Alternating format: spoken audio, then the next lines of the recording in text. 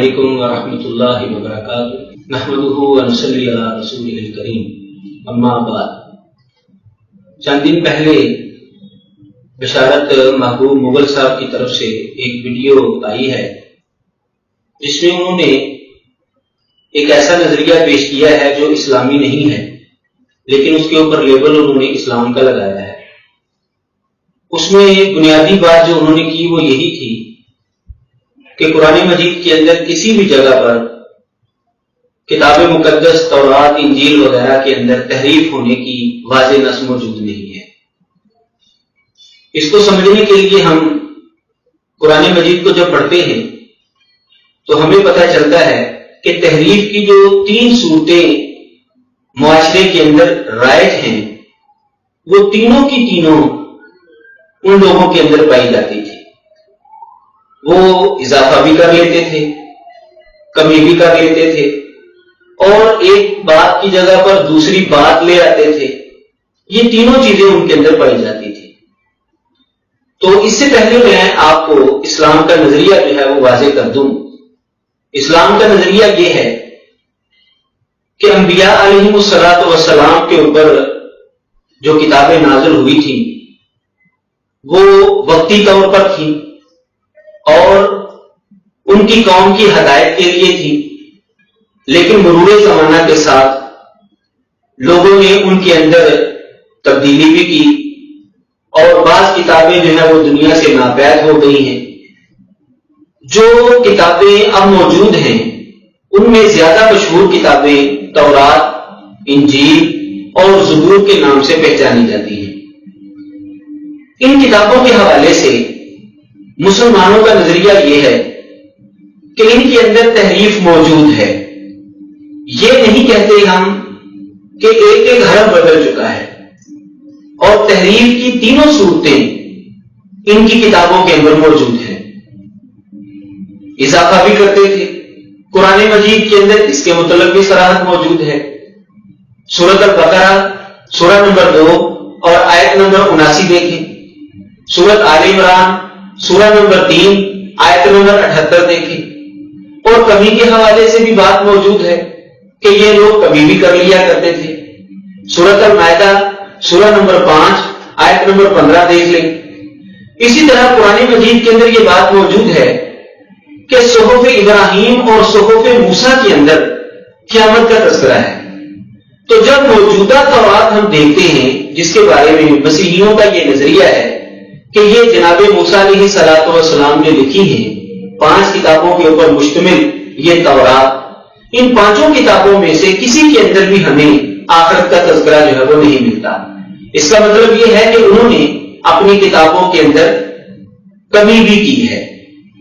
تبدیلی کے حوالے سے جب ہم دیکھتے ہیں تو قرآن مجید کے اندر موسیٰ علیہ السلام اور ان کی قوم کا جو قصہ لکھا ہوا ہے سورہ طٰہٰ کے اندر سورہ نمبر 20 میں، وہاں پر واضح طور پر موجود ہے کہ موسیٰ علیہ السلام جب کوہ طور پر گئے تھے تو سامری نے قوم کے لیے بجرا بنایا تھا جس کی وہ عبادت کرتے تھے، جبکہ آج کی یہ تورات جو ہمارے سامنے موجود ہے اور جس کو غیر تحریف شدہ ثابت کرنے کے لیے یہ ویڈیو منظر عام پر آئی ہے، اس کے اندر یہ بات لکھی ہوئی ہے۔ یہ تورات کی کتاب ہے، اس کا نام خروج ہے اور باب نمبر 32 ہے، اور فقرہ نمبر 1 سے لے کر 5 تک جب آپ پڑھیں گے تو آپ کو یہ بات معلوم ہوگی کہ وہاں پر لکھا ہوا ہے کہ یہ بچڑا ہارون علیہ السلام نے بنایا تھا۔ اب دیکھیں یہاں پر بات ہے حضرت ہارون علیہ السلام کے حوالے سے، اور قرآن مجید کے اندر بات ہے سامری کے حوالے سے کہ اس نے یہ بچڑا بنایا تھا تاکہ لوگ اس کی عبادت کریں۔ تو یہ ہے تبدیلی، ایک بات کی جگہ پر دوسری بات کو انہوں نے شامل کر لیا۔ اب کیا وجہ تھی، کیا ریزن تھی کہ ایک نبی کی توہین کرنے کی غرض سے انہوں نے یہ کام کیا؟ بہرحال تبدیلی جو ہے وہ موجود ہے۔ قرآن مجید سامری کے حوالے سے وضاحت کرتا ہے، جبکہ تورات ہارون علیہ السلام کے حوالے سے بات کرتی ہے۔ اس کا مطلب یہ ہے کہ تورات کے اندر تبدیلی بھی ہوئی ہے اور آج کی تورات کے اندر وہ بات موجود ہے۔ جب ہم نے یہ بات سمجھ لی تو ہمیں ان کا جو بنیادی سوال تھا، جو بنیادی ان کی بات تھی، وہ بالکل ختم ہوتی ہوئی نظر آتی ہے۔ پھر اس کے ضمن میں جو انہوں نے 3 باتیں اور کی تھی کہ تورات اور انجیل والوں سے جو مطالبہ کیا گیا ہے قرآن مجید کے اندر کہ اس کو نافذ کرو، تو وہ تبدیل شدہ نہیں ہے، اسی لیے تو ان کو نافذ کرنے کا کہا گیا اور 100% مطالبہ کیا گیا ہے، یہ جملہ انہوں نے بولا تھا۔ تو آپ نے ملاحظہ کر لیا کہ قرآن مجید کا اور اسلام کا نظریہ یہ ہے کہ اس کے اندر تبدیلی ہے، یہ نظریہ نہیں ہے کہ یہ بالکل تبدیل شدہ ہے، اس کا حرف بحرف تبدیل شدہ ہے، یہ مسلمانوں کا نظریہ نہیں ہے۔ تو اب جو بات ان کو کہی جا رہی ہے کہ بھائی تم اس کو نافذ کرو، وہ کون سی بات ہے؟ وہی بات ہے جو اللہ تبارک و تعالیٰ کی طرف سے ہے، جو حقیقی تعلیم ہے اس کی، جس کو وہ تبدیل کر چکے اور خود مانتے ہیں ہم نے اس کو تبدیل کیا ہوا ہے، اس کو کیسے نافذ کرنے کا کہا جا سکتا ہے؟ تو اس کے اندر جو غیر مبدل اور غیر محرف باتیں ہیں اس کے حوالے سے مطالبہ کیا گیا ہے۔ اور دوسری بات جو اس کے ضمن میں کہی گئی تھی کہ نبی علیہ الصلوۃ والسلام کے سامنے جب تورات پیش کی گئی تو آپ نے تکیہ اس کے نیچے رکھا اور یہ فرمایا آمنت بک کہ میں تیرے اوپر ایمان لایا ہوں۔ بالکل یہ بات ٹھیک ہے، رسول اکرم صلی اللہ علیہ وسلم کے سامنے جب یہ تورات پیش ہوئی تھی تو آپ نے یہ جملہ کہا تھا، لیکن اس سے اگلا جملہ بھی آپ نے کہا تھا، پتہ نہیں کیا وجہ ہے کہ محترم بشارت صاحب نے وہ جملہ نہیں بولا۔ میں سمجھتا ہوں کہ انہوں نے جان بوجھ کر وہ جملہ نہیں بولا، کیونکہ اس کے اندر یہودیوں اور عیسائیوں کے نظریے کی جڑ کٹ جاتی ہے۔ وہ یہ آمنت بک وبمن انزل کی کہ میں تجھ پر بھی ایمان لایا ہوں اور اس ذات پر بھی ایمان لایا ہوں جس نے تجھے نازل کیا ہے۔ اس کا مطلب یہ ہے کہ اسلام کا نظریہ یہ ہے کہ تورات نازل شدہ کتاب ہے، جبکہ یہودیوں اور عیسائیوں کا نظریہ یہ ہے کہ تورات نازل شدہ کتاب نہیں بلکہ یہ موسیٰ علیہ الصلوۃ والسلام کی تصنیف ہے۔ تو یہ جملہ نامعلوم کیوں نہیں انہوں نے بولا، تو میں نے وہ بول دیا حدیث مبارکہ میں سے، اور حقیقت سامنے آ گئی کہ رسول اکرم صلی اللہ علیہ وسلم نے جس تورات کا احترام کیا تھا، جس تورات کے نیچے تکیہ رکھا تھا، وہ تورات تھی جو اللہ تبارک و تعالیٰ کی طرف سے نازل شدہ تھی۔